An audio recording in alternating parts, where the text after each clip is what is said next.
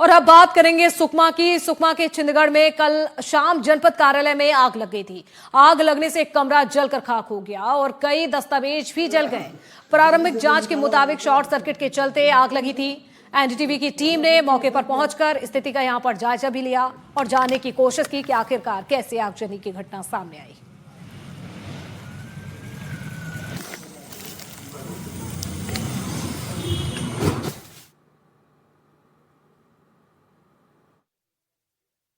और मुझे समझ में आया कि क्योंकि वहाँ पे कुर्सियाँ कॉम वाली कुर्सी तो उसमें आग लगती है तो एक बैग से नहीं बुझती, टाइम लगता है।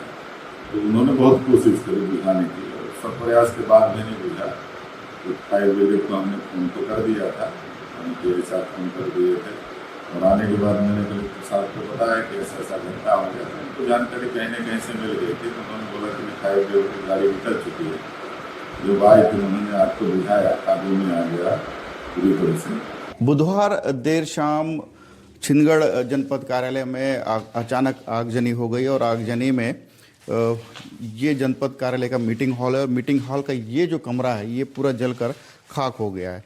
ये इस कमरे में बहुत सारे रिकॉर्ड्स रखे हुए हैं। अभी भी आप देख सकते हैं कि धुआं अभी भी जो फाइल जो जलकर राख हुए हैं उससे धुआं अभी भी उठ रहा है।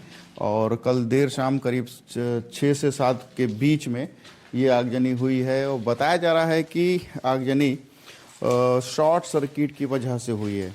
और हालांकि 1.5-2 घंटे के भीतर ही फायर ब्रिगेड के मदद से इस पर आग पर काबू पा लिया गया था। लेकिन जो आग जो लगी है वो आग कितनी भीषण थी आप देखकर समझ सकते हैं कि ये सीमेंट से बने हुए जो ये दीवारें हैं ये दरारें आ गई हैं। और अभी भी जनपद कार्यालय के कर्मचारियों द्वारा आग बुझाने का प्रयास किया जा रहा था। इस कमरे में पुराने रिकॉर्ड्स रखे हुए थे, शिक्षा कर्मियों की भर्ती से संबंधित रिकॉर्ड्स थे और ये जो रिकॉर्ड हैं पुराने बताए जा रहे हैं। 2-2 अलमारियों में इसे रखा गया था। पूरे जो दस्तावेज है वो जलकर खाक हो गए हैं। बीटीआर से संबंधित कुछ दस्तावेज हैं तो ये दस्तावेज पुराने थे। ये आगजनी जो हुई है इसे आग लगाया गया है ये अचानक कोई घटना घटी है, इस पर अभी फ़िलहाल कोई भी जानकारी निकल कर नहीं आई है। लेकिन कयास लगाए जा रहे हैं कि इसके पीछे कुछ न कुछ षड्यंत्र हो।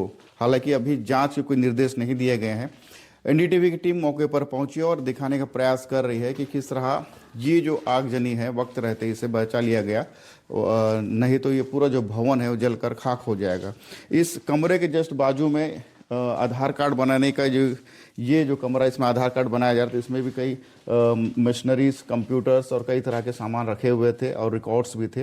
हालांकि वक्त रहते इसे निकाल लिया गया यहाँ से, बाकी सामान को छोड़ दिए क्योंकि आग की जो लपटें थी बहुत भीषण थी। और इस तरफ मीटिंग हॉल है, यहाँ भी कुछ आग की वजह से ये जो एल्युमिनियम के जो दरवाजे लगे हैं वो चटक गए हैं और इस ऑफिस तक आग नहीं पहुंच पाया। कर्मचारियों ने पहले पानी से बुझाने का प्रयास किया लेकिन बाद में फायर ब्रिगेड के पहुंचने के बाद ये आग को काबू पाया गया। लेकिन कई जो दस्तावेज हैं जो बहुत ज़रूरी दस्तावेज बताए जा रहे हैं वो जलकर खाक हो गए। यहाँ कर्मचारी भी हैं, इनसे बात करते हैं।